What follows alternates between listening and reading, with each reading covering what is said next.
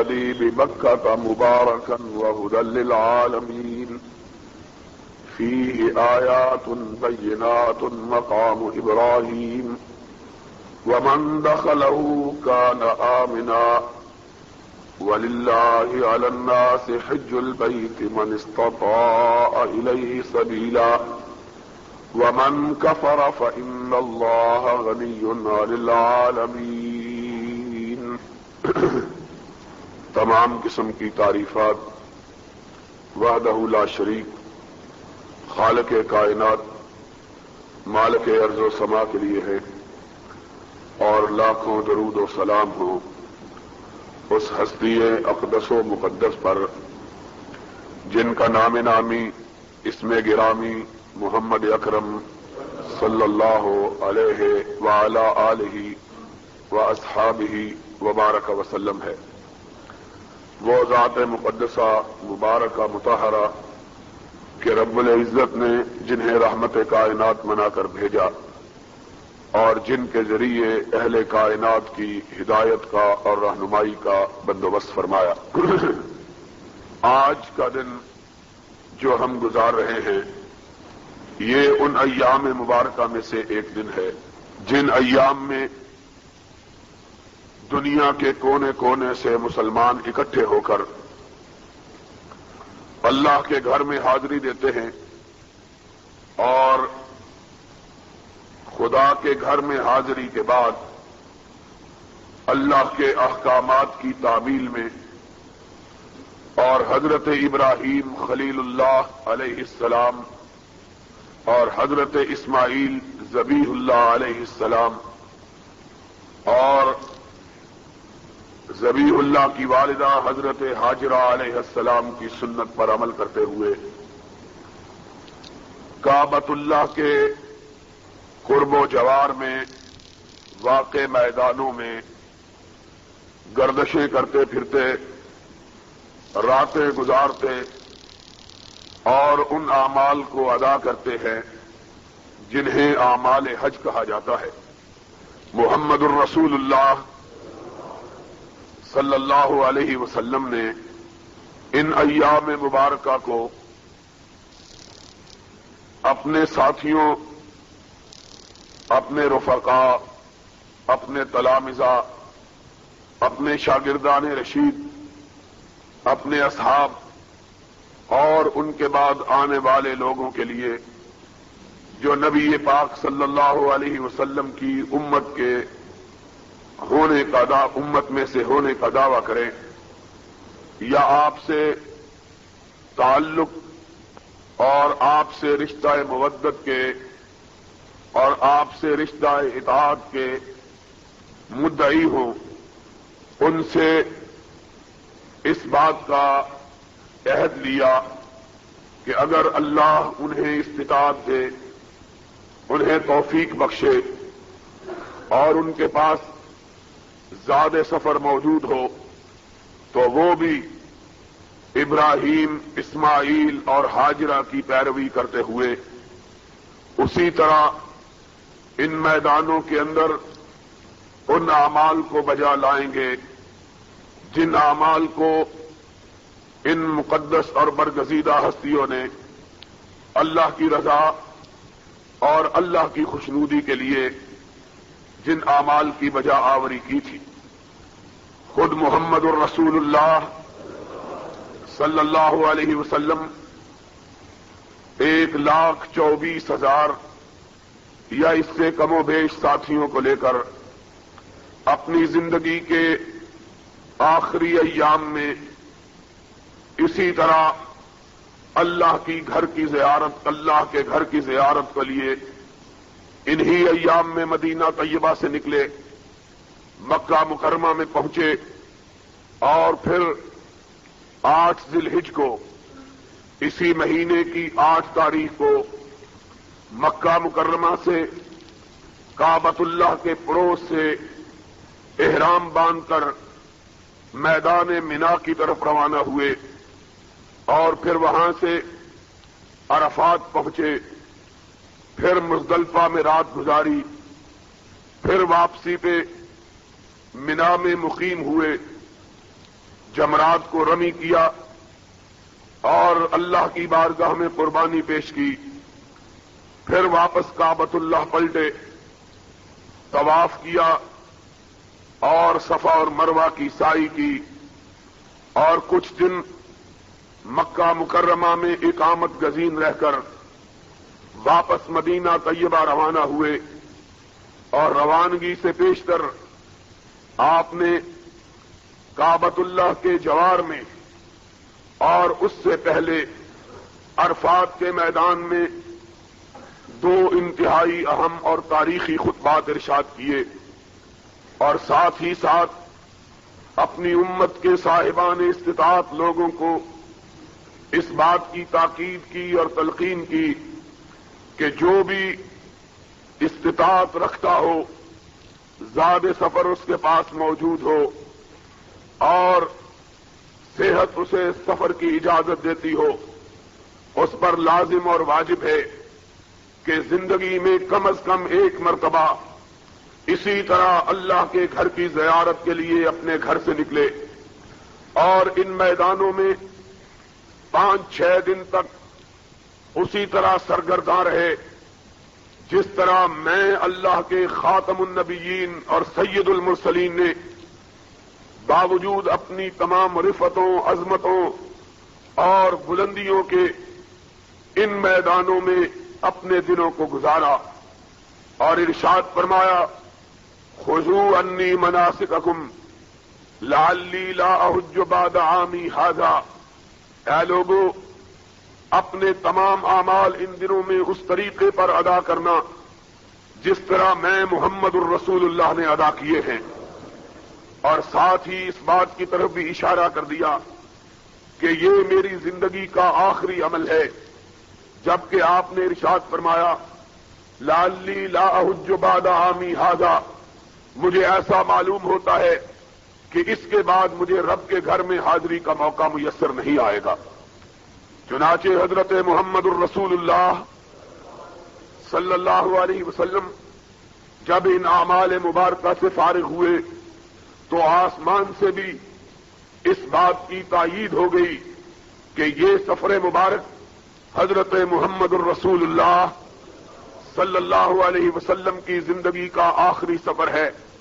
کیونکہ آسمان سے جبریل امین اس مشہور آیت کریمہ کو لے کر نازل ہوئے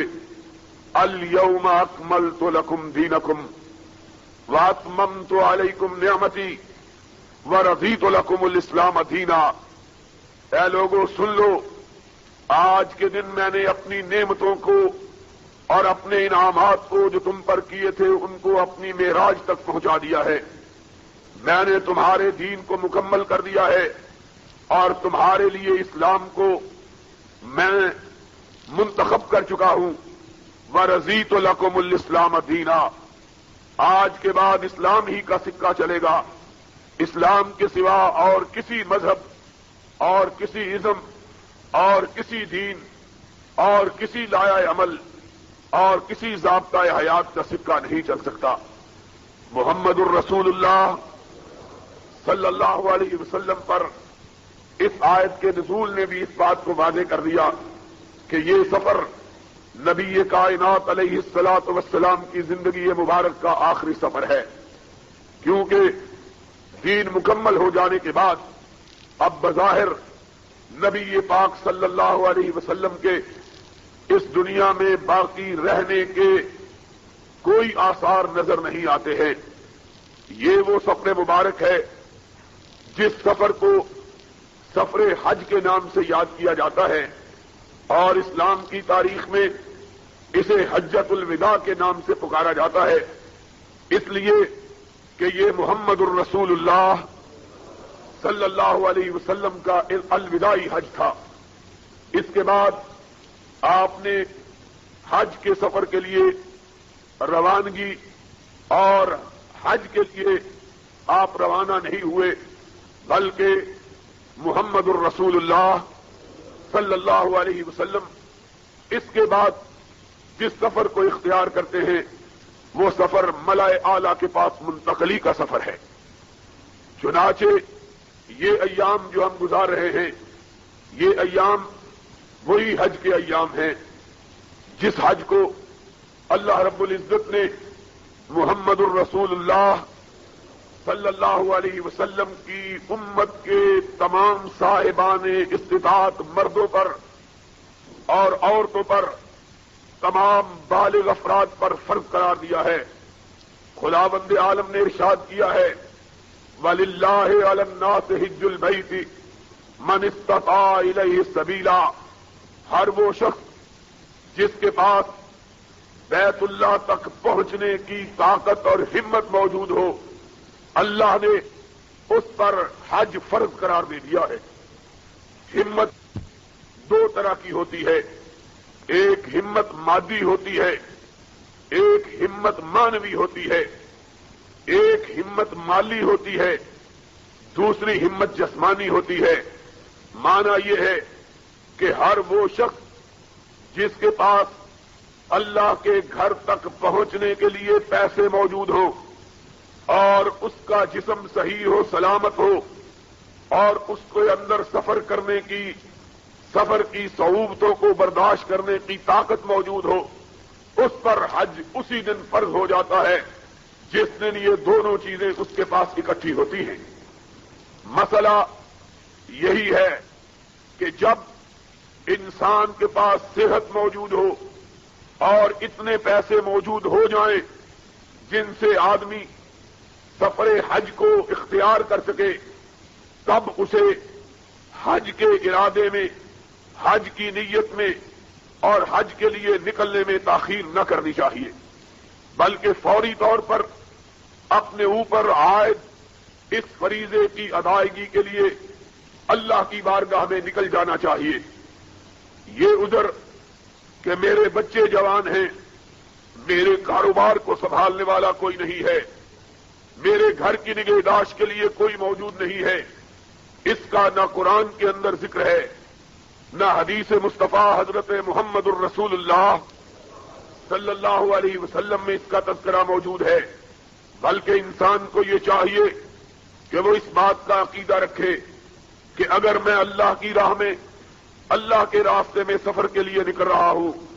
تو میرے تمام معاملات کی نگہداشت خود رب العزت خود فرما دیں گے،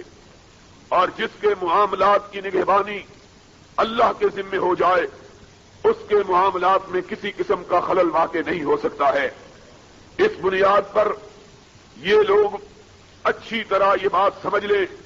کہ جب بھی کسی کے پاس اتنے پیسے موجود ہو جائیں جن سے وہ بآسانی اپنے اس سفر کو مکمل کر سکے، اور اس کے بعد اس کے گھر والے کسی کی طرف احتیاج اور کسی کے محتاج نہ ہو، کسی کے سامنے دست سوال دراز کرنے پر آمادہ و مجبور نہ ہو، اور اس کی صحت اسے سفر کی اجازت دیتی ہو، تو اس عالم میں اس سفر کو اختیار کرنے میں کسی قسم کی تاخیر روا نہ رکھنی چاہیے، اور یہ سمجھنا چاہیے کہ حج بنیادی طور پر ایک جوان آدمی کے کرنے کا ہے۔ وہ شخص جس کی قوتیں مزمحل ہو چکی ہوں، جس کی طاقتیں جواب دے چکی ہوں، وہ کبھی اس طریقے پر حج کے اعمال اور حج کے ارکان کو ادا نہیں کر سکتا جس طریقے پر حضرت محمد الرسول اللہ صلی اللہ علیہ وسلم نے اعمال حج کو، ارکان حج کو ادا کیا یا انہیں ادا کرنے کا حکم دیا ہے۔ بدقسمتی کے ساتھ ہمارے ملک کے اندر بالخصوص یہ چیز راہ پا گئی ہے کہ انسان اچھا بلا تمنگر ہوتا ہے، اس کی صحت بہت عمدہ ہوتی ہے اور جوانی، قوت، طاقت اس کے اندر موجود ہوتی ہے، حج اس پر فرض ہو چکا ہوتا ہے، لیکن وہ اس فریضے کو ٹالتا رہتا ہے، یہ سمجھتے ہوئے کہ شاید یہ فریضہ صرف ان لوگوں نے ادا کرنا ہے جن کی کمریں جھک چکی ہوں، جن کی قوتیں مزمحل ہو چکی ہوں، جن کے اعصاب جواب دے چکے ہوں، جن کی طاقتیں کمزور پڑ چکی ہوں، ٹھوڑا ہو چکا ہو۔ حالانکہ حقیقی بات یہ ہے کہ آج کے زمانے میں بالخصوص اور پچھلے زمانوں میں بھی بالعموم حج کے ارکان کو سوائے جوان آدمی کے کوئی صحیح طریقے پر ادا کر ہی نہیں سکتا، بجا لا ہی نہیں سکتا ہے۔ آج ہم نے دیکھا ہے بے شمار بوڑھے صرف اعمال حج ہی کو نہیں، ارکان حج کو، فرائض حج کو، واجبات حج کو یہ کہتے ہوئے چھوڑ دیتے ہیں کہ ہم میں ان کے بجا لانے کی طاقت اور قوت موجود نہیں ہے۔ اس لیے یہ بات اپنے ذہنوں میں رکھنی چاہیے کہ اس مقدس سفر کو اختیار کرتے ہوئے یہ بات پیش نظر رہے کہ جب بھی یہ فریضہ انسان کے اوپر عائد ہو، بغیر کسی تاخیر کے اس کی ادائیگی کے لیے اللہ کی بارگاہ میں نکل کھڑا ہو، اور اس کا بہترین زمانہ، لذت اٹھانے کا زمانہ، صحیح طور پر اس کو بجا لانے کا زمانہ، صحیح معنوں میں اس سے محظوظ ہونے کا زمانہ جوانی کا زمانہ ہے۔ حقیقی بات یہ ہے کہ اللہ کے فضل و کرم سے اب تک 18-20 مرتبہ جو مواقع میسر آئے ہیں حج کے، میں نے یہ محسوس کیا ہے کہ ہر آنے والا سال اس سال سے کہیں کمتر ہے جو گزرا ہوا سال تھا، جب آدمی کے اندر پوری قوتیں اور پوری طاقتیں اور پوری توانائیاں موجود تھیں، تب جو اعمال حج کا اور تب جو ارکان حج کا بجا لانے کا مزہ آتا تھا وہ اب نہیں آتا ہے۔ ہمارے جیسا آدمی جس کے لیے ساری سہولتیں میسر ہوں اور اللہ کی فضل و کرم اور اللہ کی توفیق سے ہر قسم کی آسائشیں اور آرام مہیا ہوں، بیشتر جو میں نے حج کیے وہ سرکاری مہمان کی حیثیت سے کیے، مختلف حکومت کے شعبوں کے مہمان کی حیثیت سے۔ اس کے باوجود میں نے یہ محسوس کیا کہ پچھلے برسوں کے ادا کیے ہوئے حج اس برس کے حج سے کہیں درجہ بہتر تھے۔ پچھلے برس جو میں نے حج کیا مجھے ایسا معلوم ہوتا تھا کہ اس سے پہلے جو حج کے اعمال ادا کیے تھے وہ اس برس ادا نہیں ہو سکے۔ خود اس برس بھی میرا ارادہ تھا، لیکن اپنی کم ہمتی کی وجہ سے اور صحت کی خرابی کے اتنا تھک چکا تھا سفروں سے، مجھے خدشہ تھا کہ میں صحیح طور پر اعمال حج کو بجا نہیں لا سکتا۔ جب میری یہ کیفیت ہو تو ایک عام بوڑھا جس کے پاس سارے وسائل اور اسباب اور ذرائع میسر نہ ہوں، وہ کس طریقے پر اعمال حج کو اس طریقے پر بجا لا سکتا ہے جس طریقے پر حضرت محمد الرسول اللہ صلی اللہ علیہ وسلم نے بجا لانے کا حکم دیا ہے۔ سب سے پہلے ان ایام میں جن میں انتہائی بھیڑ اور رش ہوتا ہے، ان ایام میں طواف کرنا ہی انتہائی مشکل ہوتا ہے۔ عام ایام میں جبکہ رش نہ ہو، طواف کے اندر، اور آپ جانتے ہیں کہ طواف کعبۃ اللہ کے گرد 7 چکر لگانے اور اس کے بعد مقام ابراہیم پر 2 رکعت نماز ادا کرنے کا نام ہے۔ اس سے ایک طواف مکمل ہو جاتا ہے۔ عام ایام میں اس کے لیے 10 منٹ سے زیادہ وقت نہیں لگتا ہے۔ زیادہ سے زیادہ اگر آدمی انتہائی اطمینان اور سکون کے ساتھ اللہ کی بارگاہ میں حاضر ہو کر طواف کے لیے نکلے تو زیادہ سے زیادہ 7 چکروں میں اور 2 رکعت نماز میں 10 منٹ لگتے ہیں۔ لیکن مجھے اتفاق ہوا ہے پچھلی مرتبہ، اس لیے کہ میں عین حج کے ایام میں پہنچا تھا، 6 تاریخ تھی جب میں کعبۃ اللہ میں حاضر ہوا، تو مجھے صرف ایک طواف کرتے ہوئے 52 گھنٹے سے زیادہ وقت جو ہے وہ لگا تھا، اس لیے کہ پورا مطاف، پورا حرم شریف بھرا ہوا ہوتا ہے اور انتہائی اوپر سے آدمی کو طواف کرنا پڑتا ہے، اور پھر اس بات کا خطرہ ہوتا ہے کہ ذرا پاؤں پھسلا تو پھر اٹھنے کا موقع نہیں ملے گا۔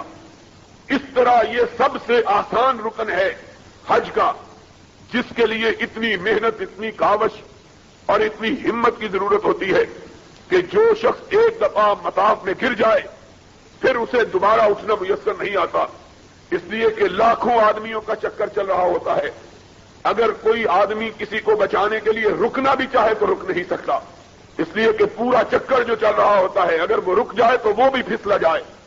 اور پیسا جائے۔ اس لیے کوئی آدمی اگر ارادہ بھی کرے کسی کو بچانے کا یا رکنے کا تو رکنے کی اس کے اندر سخت طاقت تاب اور توانائی نہیں ہوتی۔ اسی طرح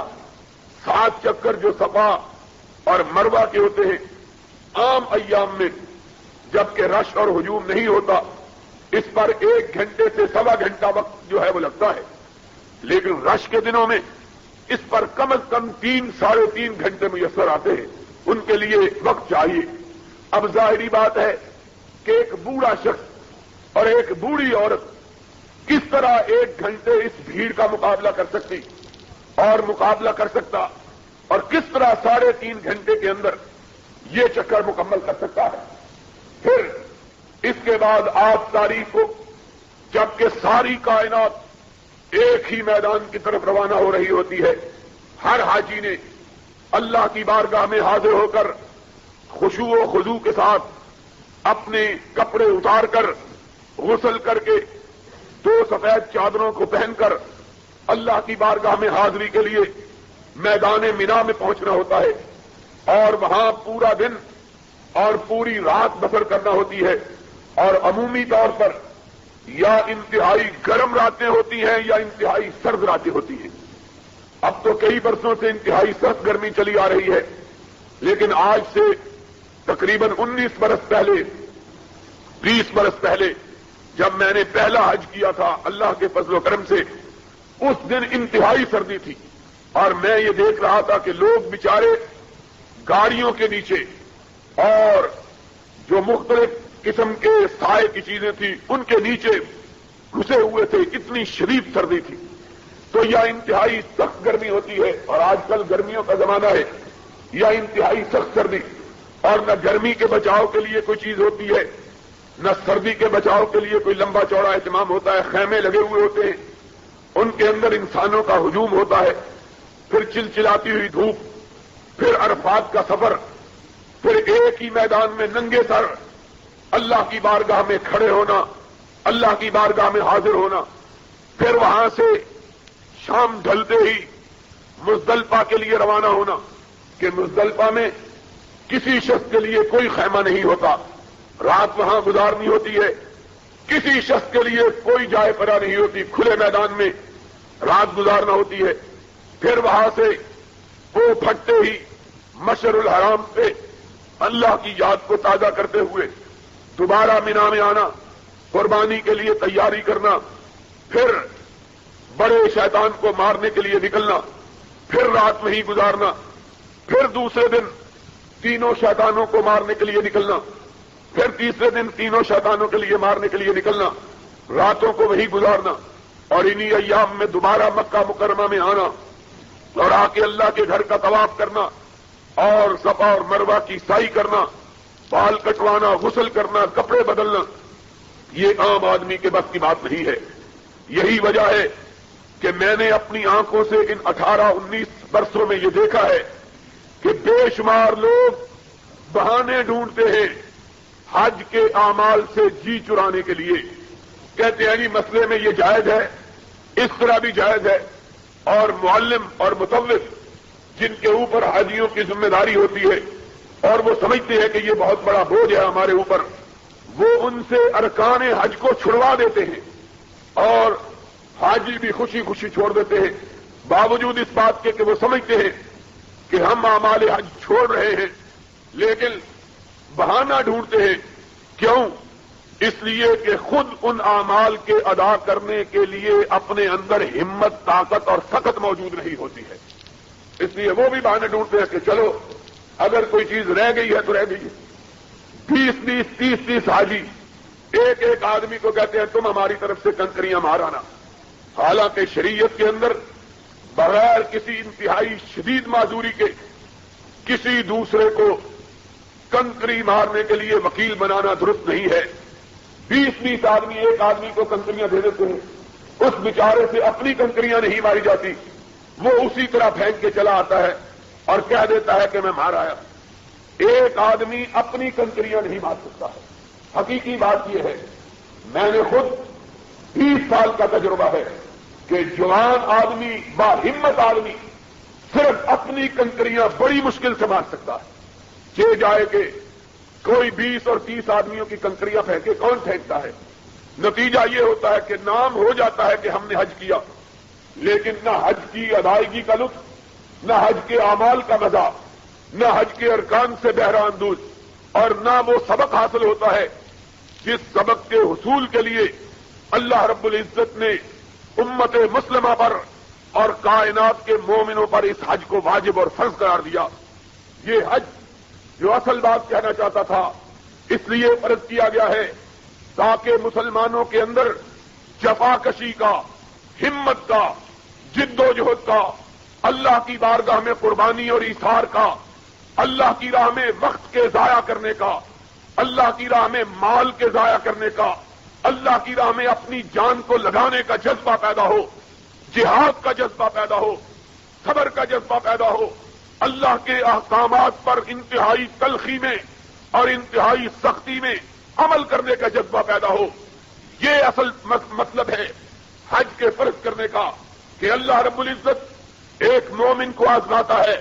کہ کڑی اور چلچلاتی ہوئی دھوپ میں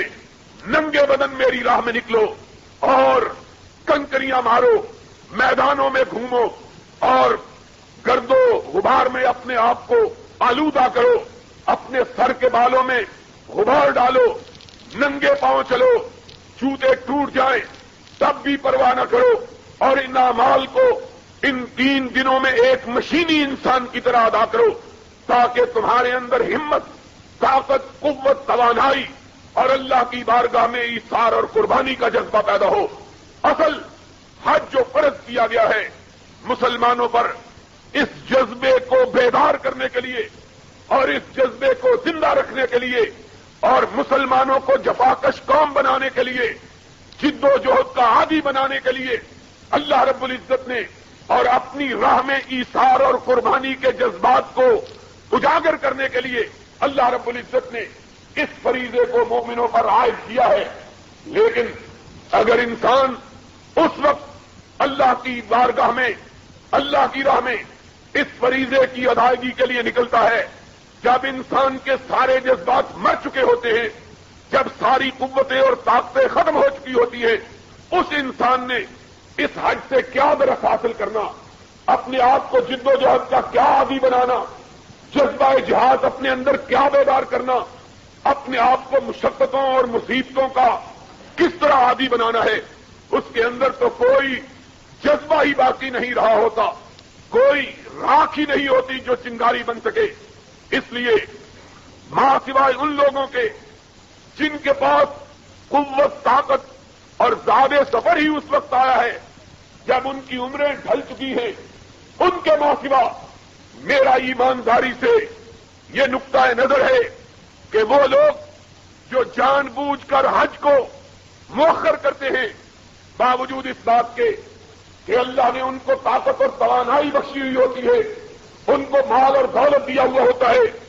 بڑھاپے تک کے لیے اس کو مؤخر کرتے ہیں، ان کا کوئی حج نہیں ہے۔ حج ان کا ہے کہ جن پر جس وقت حج فرض ہو اسی وقت وہ اللہ کی بارگاہ میں سفر کے لیے نکل کھڑے ہونے کا ارادہ رکھتے ہو، ان کے اندر ہمت ہو، ان کے اندر عزم ہو، ان کے اندر جان ہو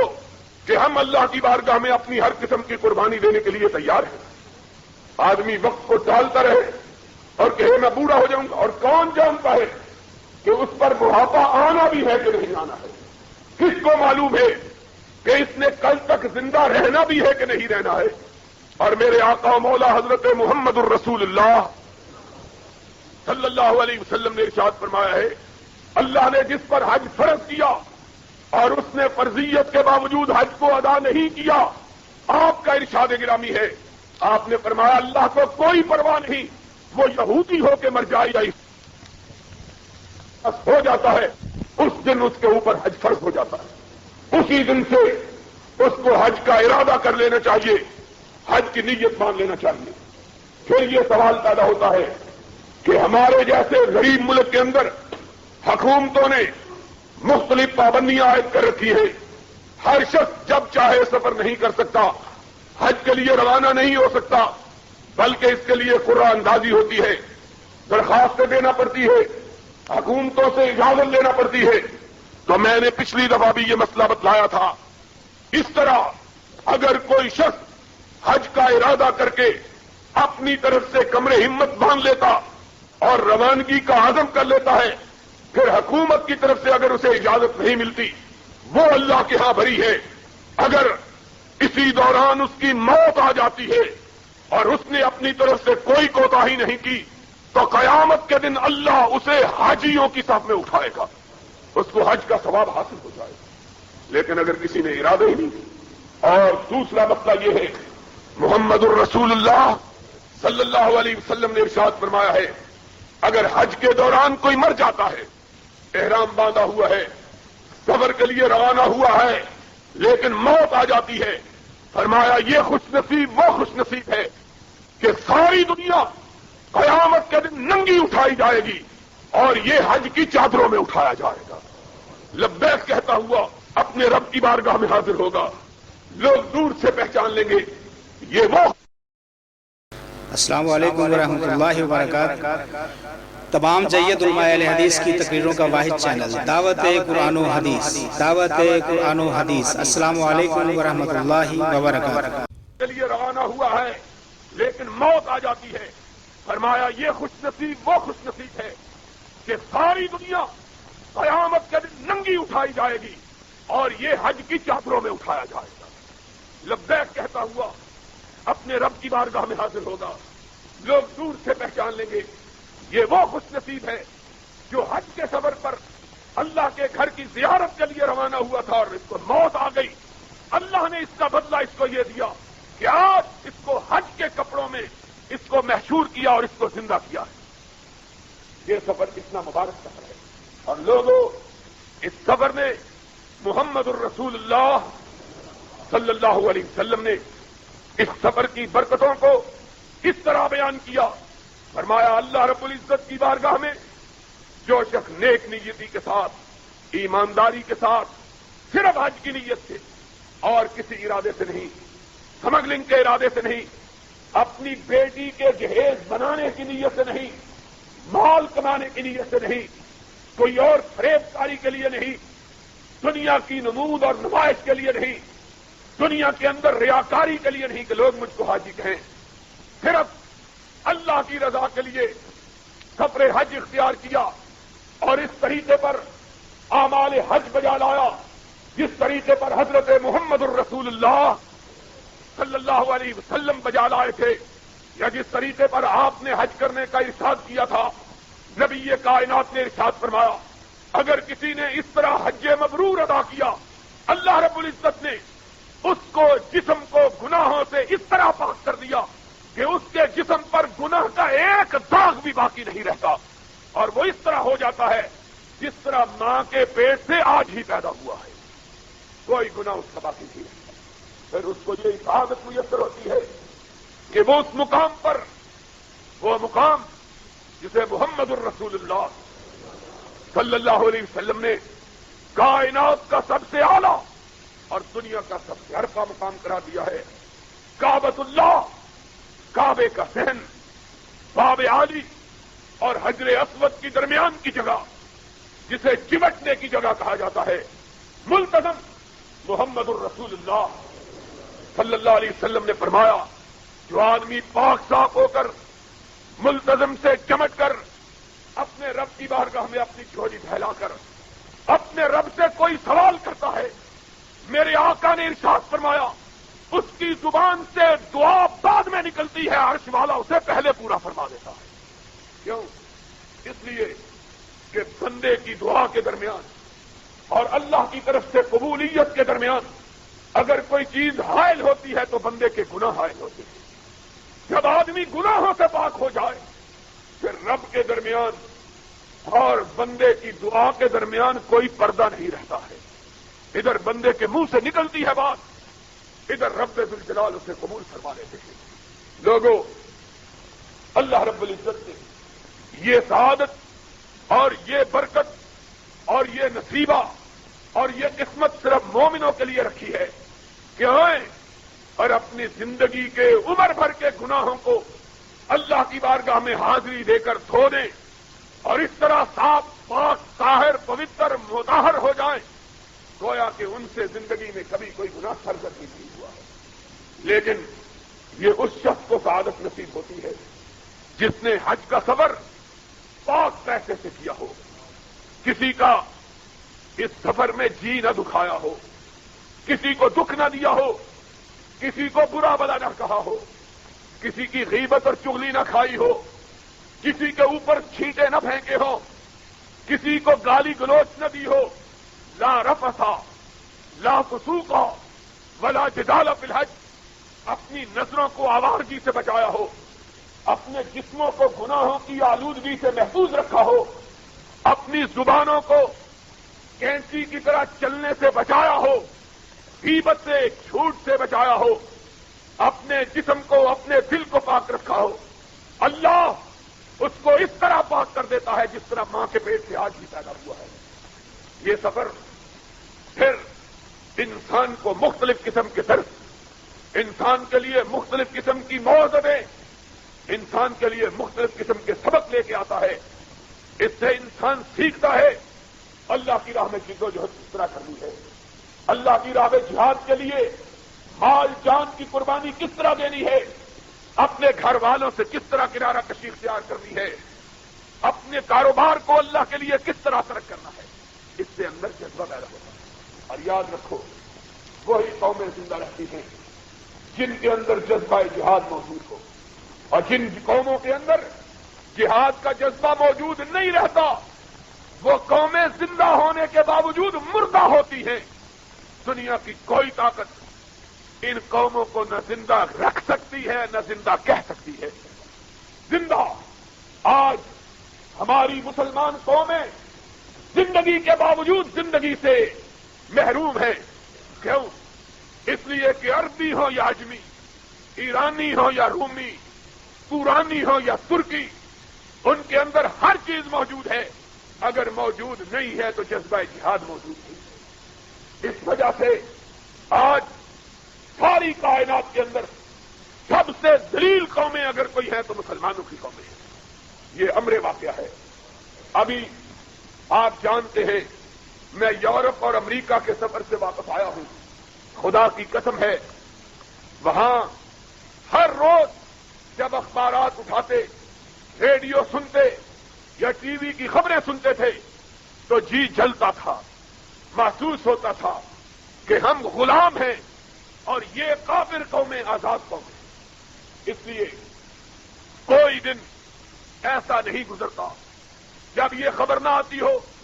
کہ آج مسلمانوں کی فلاں ملک کے اندر تباہی آئی ہے, آج فلاں ملک کے اندر بربادی آئی ہے, آج مسلمان فلاں ملک کے اندر قتل کیے گئے ہیں, آج فلاں ملک کے اندر مسلمانوں کا خون ناحق بہایا گیا ہے. کوئی دن, میں جتنے دن امریکہ کے اندر یورپ کے اندر رہا ہر روز خبر آتی تھی آج بیروت کے اندر ایک کار کے دھماکے میں 250 مسلمان مارے گئے ہیں, آج ہندوستان کے اندر اتنے مسلمانوں کو ذبح کیا گیا ہے, آج اتنے فلسطینی کیمپوں کے مسلمانوں کو ذبح کیا گیا ہے, آج اتنے مسلمانوں کا خون ناحق ایریا کے اندر بہایا گیا ہے, آج قبرص کے اندر اتنے مسلمانوں کو ذبح کیا گیا ہے. اور ہر روز مسلمان ملکوں کے نمائندے اپیلیں کرتے ہیں ریگن کے پاس جو خدا کا باغی, محمد الرسول اللہ کا باغی, یا گورباچوف کے پاس جو اللہ کا باغی, رسول اللہ کا باغی, دین اسلام کا باغی. ان سے اپیلیں کرتے ہم کو بچاؤ, ہماری مدد کرو. اور مسلمانوں خدا کی قسم ہماری زندگی بھی کوئی زندگی ہے, اس زندگی سے مر جانا اچھا. ہر روز مرتے ہیں, ہر روز جیتے ہیں, ہر روز مرتے ہیں, لیکن ہمیں حیا نہیں آتی کہ مرنا ہی ہے تو انسانوں کی طرح مرے, زندہ رہنا ہے تو آزادوں کی طرح زندہ رہے. اس زندگی کا کیا معنی؟ اس سے موت اچھی جو کسی سے مانگ کے لی جائے, جو کسی سے گداگری کر کے لی جائے. اگر افغانستان کے اندر مسلمانوں کو ذبح کیا جاتا ہے تو مسلمان امریکہ سے مدد مانگتے ہیں. اگر لبنان کے اندر مسلمانوں کو ذبح کیا جاتا ہے تو مسلمان روس سے مدد مانگتے ہیں. کوئی ایک مسلمان ملک بھی ایسا نہیں جو یہ کہہ سکے جو نہ ہمیں امریکہ کی پرواہ, نہ ہمیں روس کی پرواہ, ہم مانگتے ہیں تو رب مشرق و مغرب سے مانگتے ہیں. کوئی دنیا کا مسلمان ملک موجود نہیں. کیوں موجود نہیں؟ اس لیے کہ دنیا کے کسی مسلمان ملک کے واقعوں کے اندر جہاد کا جذبہ باقی نہیں رہا. وہ مانگے تانگے کی زندگی گزار رہے. یہ ہم کو بچا لے، وہ ہم کو بچا لے. محمد الرسول اللہ صلی اللہ علیہ وسلم نے اپنی امت کو جو درس دیا تھا وہ یہ تھا: کوئی دنیا کی طاقت تم کو نہیں بچا سکتی. تم کو اگر بچا سکتا ہے تو رب ذوالجلال بچا سکتا ہے. اور رب ذوالجلال صرف ان کو بچاتا ہے جو اپنی زندگی کو اس کی راہ میں نچھاور کرنے کے لیے تیار رہتے ہیں. دوسرا کوئی نہیں بچتا. محمد الرسول اللہ صلی اللہ علیہ وسلم کے بتلائے ہوئے جہاد کے راستے سے ہم ہٹ چکے ہیں. اور محمد کا خطبہ جو آپ نے حجۃ الوداع میں دیا تھا ہم کو یاد نہیں رہا. نبی کا دوسرا خطبہ جو آپ نے حج سے فارغ ہو کر کعبے کے غلاف کو پکڑ کے دیا تھا وہ بھی ہم کو یاد نہیں رہا. آج مسلمان بدبختی کا شکار، کوئی عربی ہونے پہ نادان، کوئی ایرانی ہونے پہ فخر، کوئی پاکستانی ہونے پہ غرور، کوئی ترکی ہونے پہ تفاخر. کسی کو یاد نہیں کہ کائنات کے امام نے حجۃ الوداع کے دن عرفات کے کھلے میدان میں 1.25 لاکھ سے زیادہ اپنے اصحاب کو خطاب کرتے ہوئے کہا تھا: لا فضل لعربی علی عجمی ولا لعجمی علی عربی ولا لاسود علی ابیض ولا لابیض علی احمر الا بالتقوی ان اکرمکم عند اللہ اتقاکم. سن لو، آج تمہارے سارے نسلی غرور اور تمہارے سارے وطنی تفاخر محمد نے اپنے پاؤں کے نیچے روند دیے ہیں. سن لو، کسی عربی کو کسی اجمی پر، کسی اجمی کو کسی عربی پر، کسی گورے کو کسی کالے پر، کسی سفید کو کسی سیاہ پر کوئی فضیلت نہیں. سب سے زیادہ بہتر انسان وہ ہے جو اللہ سے زیادہ ڈرنے والا ہے. آج کہاں بھی ہے یہ بات؟ آج پیسے پر ضرور ہے اربوں کو. اور بدبخت طرف خدا کی قسم، میری بات کو یاد رکھنا، اس امت پر عذاب آنے والا ہے. اور سب سے پہلے جن پر عذاب آئے گا وہ اربوں پر آئے گا. اس لیے کہ عرب اربوں روپوں کے مالک، خربوں ڈالروں کے مالک، پیٹرول کی دولت نے ان کو مالا مال کر دیا. صبح گدھے چراتے تھے، رات کو مرسیڈیز اور کیڈیلک کاریں ان کے پاس. صبح بھوکے سوئے، رات کو مال و دولت کے انبار لگے. ان بدماش اور بدبخت اربوں نے اپنی دولت کو اپنے رب کی خوشنودی میں صرف نہیں کیا. الا من رحم ربک، چند لوگوں کو چھوڑ کر سارا روپیہ رب کی نافرمانی کے طرف. خدا کی قسم ہے، یورپ کے دورے میں، امریکہ کے دورے میں ہر روز شرم سے منہ چھپاتے تھے. اربوں کی کہانیاں چھپی گئی. ایک ایک ارب نے 1-1 کروڑ ڈالر وہاں کے جوئے خانے میں ایک رات میں ہرا دیا. ایک ایک ارب نے 2-2, 3-3 کروڑ ڈالر کا گھوڑا خریدا ہے ریس کے لیے. ایک ایک ارب نے ایک رات میں نائٹ کلب کے اندر کروڑ 2-2 کروڑ ڈالر جو ہے وہ فحشا عورتوں پر نچھاور کیا. یہ مرنے کی علامتیں ہیں، زندہ رہنے کی علامتیں نہیں ہیں. وہ قوم کبھی زندہ نہیں رہتی جو بدکاری کا اور بدماشی کا شکار ہو جائے. وہ قومیں زندہ رہتی ہیں جو محمد کی پیروی میں جب آکوشی کو اختیار کرتی، کھڑا میں پہن کر کیسرے روم اور کسرائے ایران پر حملہ آور ہوتی اور ان کے پاس تلوار کے جھانپنے کے لیے میان نہیں ہوتا. اور جب ان کا مذاق اڑایا جاتا ہے، تم لڑنے کے لیے آئے ہو اور تمہارے پاس تو اسلحے کو ڈھانپنے کے لیے میان بھی نہیں ہے، ٹاکیاں لپیٹ رکھی ہیں، تو وہ جواب دیا کرتے تھے: لوگوں سنو، بہادر تلوار کے میان کو نہیں دیکھتے، تلوار کی دھاروں کو دیکھا کرتے تھے. آؤ کوئی ہماری تلوار کی دھار کا مقابلہ کر دے. آج عرب عیاشیوں اور بدماشیوں کا شکار، اور سب سے پہلے اللہ کا عذاب ان پر آنے والا. اور ہم پاکستانی بھی کسی سے کم نہیں ہیں. ہمیں اللہ نے نہیں دیا، اس کے باوجود ہماری بدماشیاں عیاشیاں عروج پر ہیں. ان کو تو دیا تھا، وہ بچے تھے. ہم بغیر دیے کے بچے ہوئے. بھوکے محمد الرسول اللہ صلی اللہ علیہ وسلم نے 3 آدمیوں پر لعنت کی ہے. نبی جس نے کبھی اپنی زبان سے بری بات نہیں کہی, سخت بات نہیں کہی, اس نبی نے 3 آدمیوں پر اپنی زبان سے لعنت کی. فرمایا بھوکا متکبر, اس پر اللہ کی لعنت. ایک بھوکا اور پھر متکبر. کسی کے پاس پیسے ہوں وہ تکبر کا اظہار کرے, بات سمجھ میں آتی ہے, بھوکا بھی اور متکبر بھی. اور وہ بوڑھا جو بوڑھا بھی ہے, بدماش بھی ہے, بدکار بھی, بوڑھا. اور ہماری حالت یہ ہے, بھوکے بھی اور متکبر بھی. اسی وجہ سے ہماری حالت انتہائی خطرہ, ہمارے حالات انتہائی پریشان کرتے. اور پاکستان جس قدر دنیا میں نکو ملک بن گیا ہے, اس قدر نکو ملک دنیا میں اور کوئی. بیرونی دنیا میں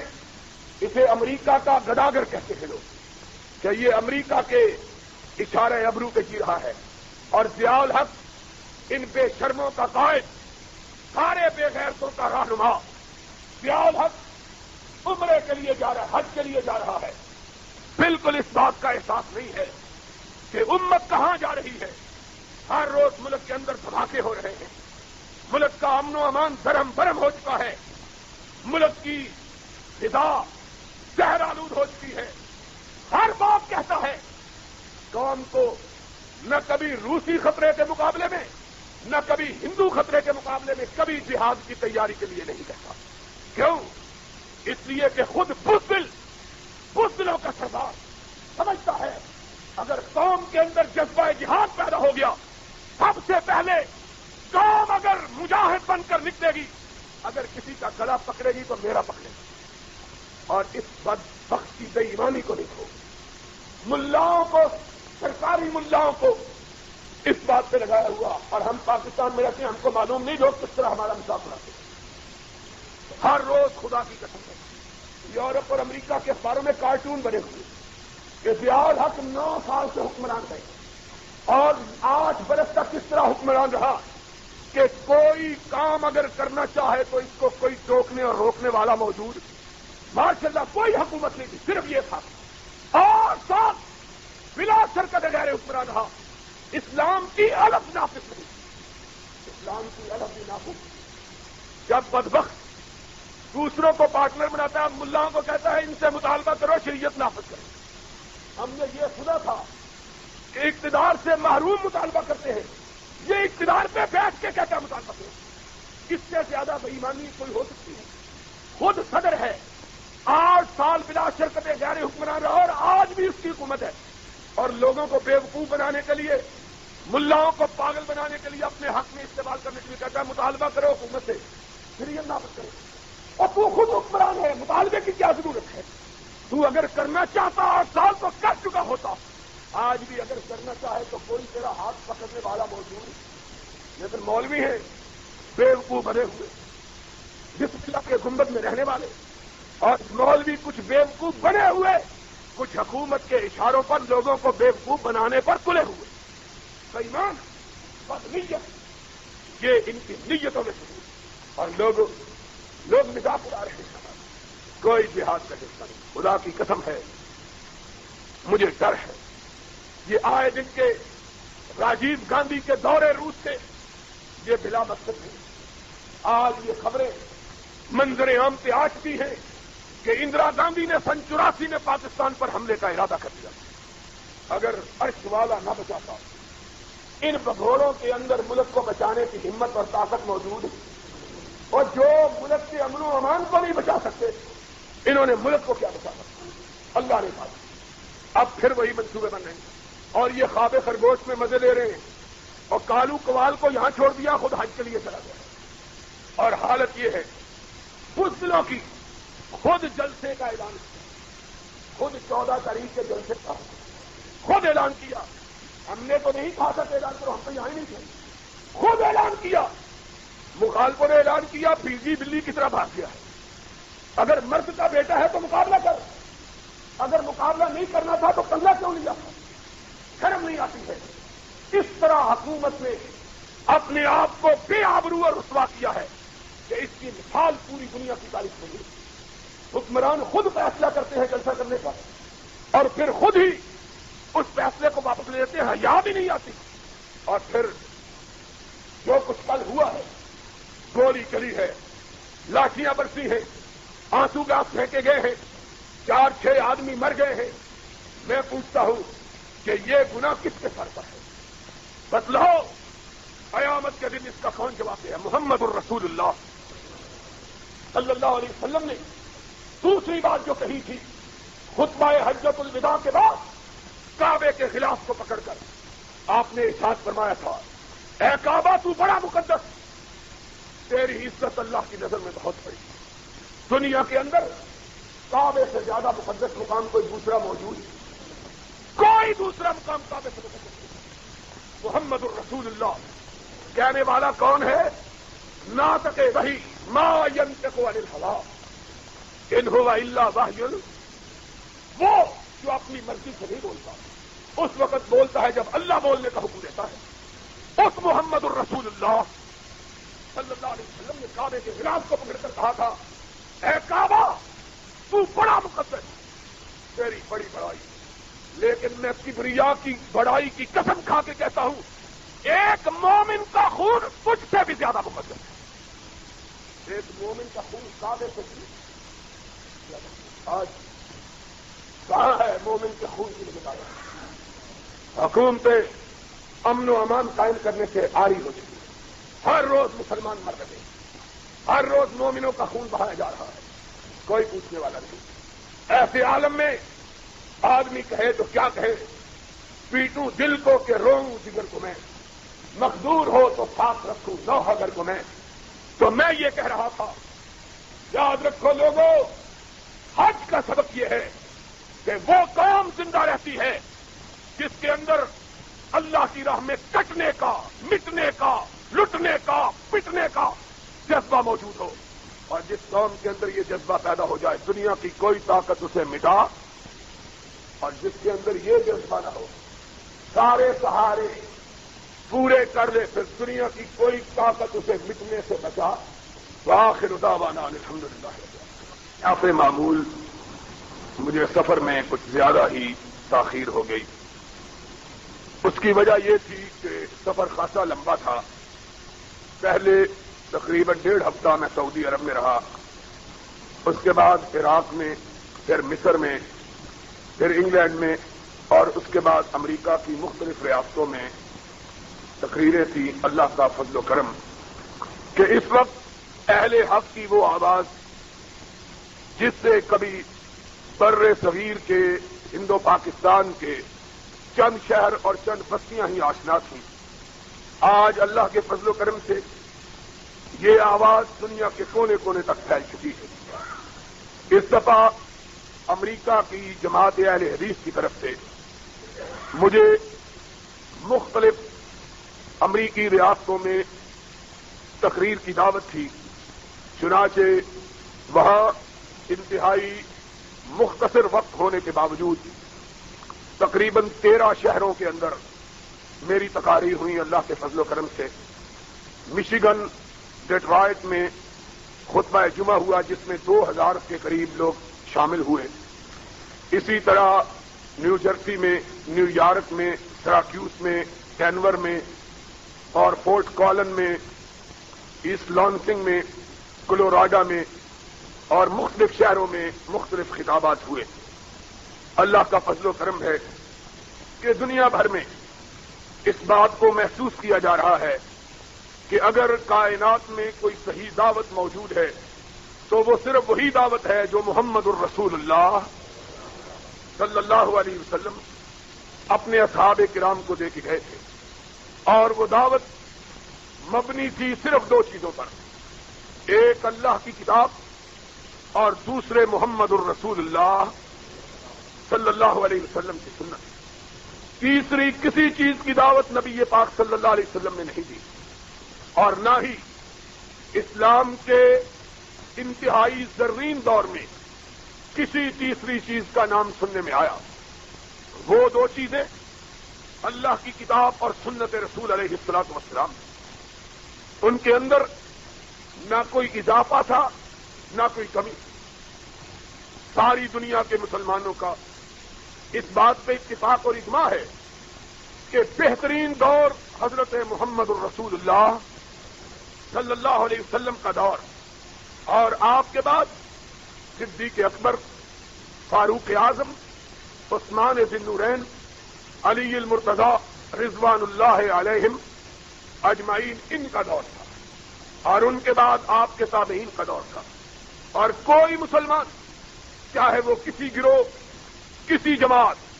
کسی فرقے سے تعلق رکھتا ہو، یہ بات کہنے کی جرت نہیں کر سکتا کہ اس خیر القرون کے دور میں کتاب و سنت کے علاوہ کوئی دوسری چیز بھی نافذ ہے. کوئی دوسری چیز اس کا نام و نشان تک موجود نہیں تھا.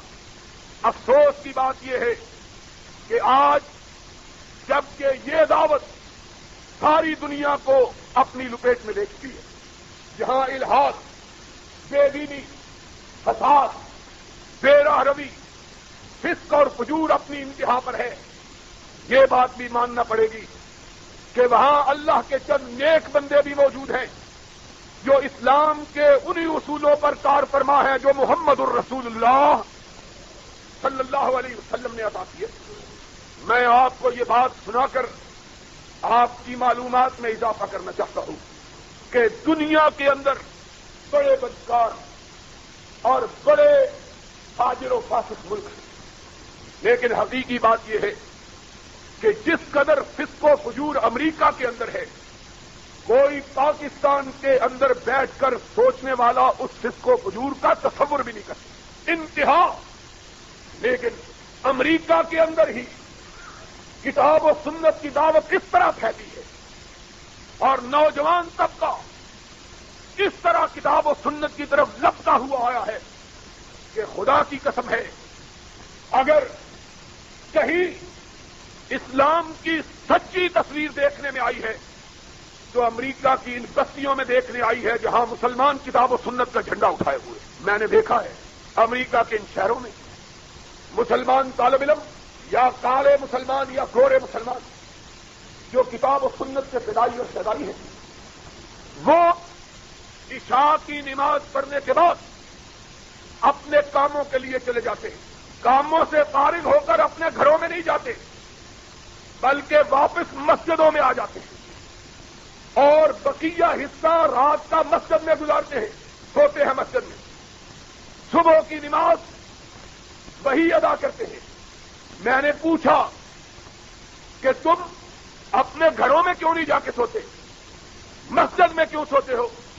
کہہ لگے گھروں میں اس لیے نہیں سوتے کہ راتیں چھوٹی ہیں، خدشہ ہے کہیں باجماعت ادا کرنے، نماز باجماعت ادا کرنے سے پیچھے نہ رہ جائے، اس لیے مسجدوں میں سو کر باجماعت صبح کی نماز ادا کر کے پھر اپنے گھروں کو واپس جا کے اپنی نیند کو پورا کرتے. اس قدر ایمان کا جذبہ. میں نے ان کو کہا تھا وہاں، میں نے کہا ہمارے ملک کے اندر اور دوسرے اسلامی ملکوں کے اندر لوگ اپنے جی کو خوش کرنے کے لیے کہتے ہیں اسلام کی نشت ثانیہ ہو رہی. کوئی نشت ثانیہ نہیں ہو رہی، اسلامی قوموں پر زوال آ رہا ہے. لیکن میرا ایمان ہے انشاءاللہ اگر اسلام کو عروج حاصل ہوگا، نشت ثانیہ ہوگی تو تم سے حاصل ہوگی. اتنے فاجر و فاسق ملک میں جہاں قدم قدم پہ برائی لوگوں کو اپنی طرف بلاتی اور دعوت دیتی ہے، اس ملک میں رہتے ہوئے کتاب و سنت سے اتنی مضبوطی کے ساتھ وابستہ ہونا اور اللہ کے احکامات پر اتنی مضبوطی سے عمل پیرا